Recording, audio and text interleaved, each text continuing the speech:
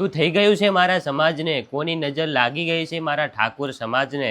હમણાં આપણા ઠાકોર સમાજના જે નાની નાની ઉંમરના યુવાનો જે એક્સિડન્ટની અંદર ખૂબ જ મૃત્યુ પામી રહ્યા છે, અને આવા સમાચાર સાંભળી અને ખરેખર યાર હૃદય કંપી ઉઠે છે. આવા દુઃખભર્યા સમાચાર સાંભળી અને જોયું નથી જાતું, પરંતુ શું કરીએ. તમે બધાએ જોયું છે કે આપણા બનાસકાંઠા વાવ-થરાદ પાટણની અંદર હમણાં ટૂંક સમયની અંદર આ મહિનાની અંદર યાર કેટલા બધા અકસ્માત થયા છે. હમણાં કાલે સાંજે જ જે આપણા ભાઈ વડા ગામ છે ત્યાં કરનો જે આપણા ઠાકોર સમાજનો એક યુવાન જે કાર એક્સિડન્ટની અંદર મૃત્યુ પામે છે, અને પહેલાં શનિવારના દિવસે ભાઈ જે દિયોદર અને જે ઈશ્વરવા વચ્ચેનો જે રોડ છે ત્યાં આગળ જે કારનું એક્સિડન્ટ થાય છે, કાર આખી પલટી મારે છે, અને એ જગ્યાએ જે યુવાનનું મૃત્યુ થઈ જાય છે. 20 વર્ષના યુવાનનું એ જગ્યાએ જ મૃત્યુ થઈ જાય છે. અને એની પહેલાં જે પાટણ શિહોરી 3 રસ્તા ઉપર જે ભાઈ આપણા ડીસા તાલુકાનું જે કુંપટ ગામ છે ત્યાં કરનો જે યુવાન હતો, જે કનવરજીના સગાવાલા થતા હતા, એમનું એ જગ્યાએ અકસ્માતની અંદર મૃત્યુ થાય છે. જે ડમ્ફરવાળો અડફેટની અંદર લે છે એવું બધા કહેતા હતા, અને એ સમાચાર સાંભળીને પણ હૃદય યાર કંપી ઉઠે છે. કારણ કે યુવાનના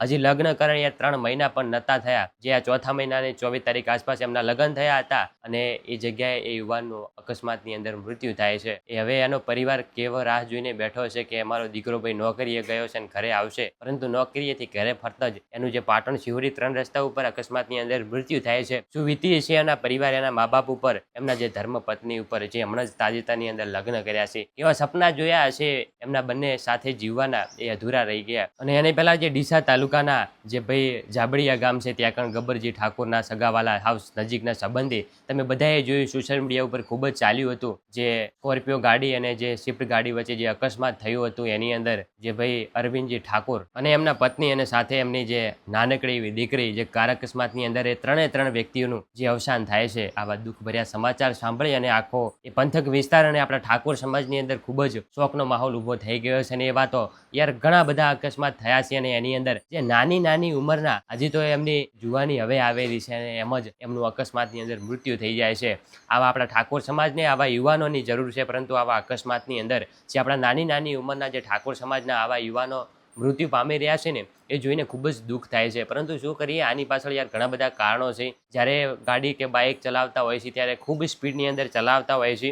બધાને 2 હાથ જોડીને યાર વિનંતી કરું છું કે તમારી પાસે જે ગાડી હોય, બાઇક હોય, એની સ્પીડ હાવ ધીમી રાખો, ધીમે ચલાવો. કદાચ 15-20 મિનિટ તમે થોડા મોડા પડશો, ગમે એ જગ્યાએ તમારે જવાનું છે, નોકરીએ જવાનું છે કે કોઈ ધંધે જવાનું છે ને, ગમે એવું કામ હોય, તમારી જિંદગી તમારા જીવન કરતાં એ 10-15 મિનિટ મહત્વની નથી, તમારું જીવન ખૂબ જ મહત્વનું છે. કદાચ એ 10-15 મિનિટ તમે મોડા પહોંચશો તો બીજી વાર પણ એ ટાઈમ મળવાનો છે, પરંતુ એકવાર જિંદગી ગુમાવ્યા પછી એ ફરીવાર પાછી મળતી નથી. અને ગમે એ જગ્યાએ જાઓ, બાઇક લઈને જાઓ ત્યારે હેલ્મેટ પહેરવાનું રાખો. એમને બધા લોકો ગમે એટલું દૂર જવાનું હોય તો હેલ્મેટ પહેર્યા વગર જતા હોય છે. હેલ્મેટ યાર તમારું માથું છે, જો હેલ્મેટ પહેરેલું છે ને, ભૂલથી પણ એવું નથી હોતું કે આપણે જે બાઇક લઈને આપણી જ ભૂલ હોય છે, સામેવાળા વ્યક્તિઓની પણ ભૂલ હોય છે, પાછળ આવીને પણ ઠોકી દેતા હોય છે ઘણા બધા જે ડ્રાઈવરો, જે ટ્રકવાળા. તો અને હેલ્મેટ પહેરેલું છે ને તો માથાના ભાગે નીચે પડીશું ને તો યાર તમારા માથાની અંદર કંઈ નહીં થાય ને, તો શરીરે થોડું ઘણું વાગશે ને તો તમે જીવતા તો રહેશો, થોડી ઘણી દવા કરાવીને ફરીવાર પાછા તાજા થઈ જશો.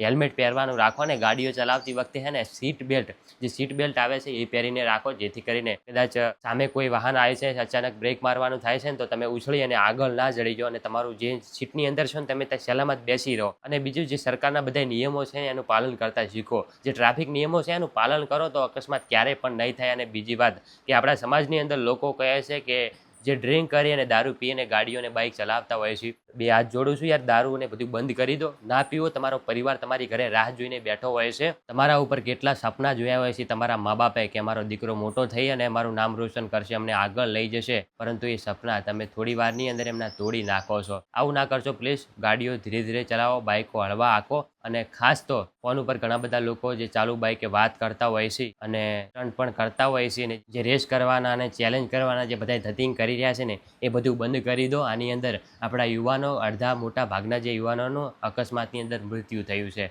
તમારું શું કહેવું છે આના વિશે કોમેન્ટની અંદર જરૂરથી જણાવજો. મળીશું એક નવા વિડીયો સાથે. ત્યાં સુધી બધાને જય માતાજી.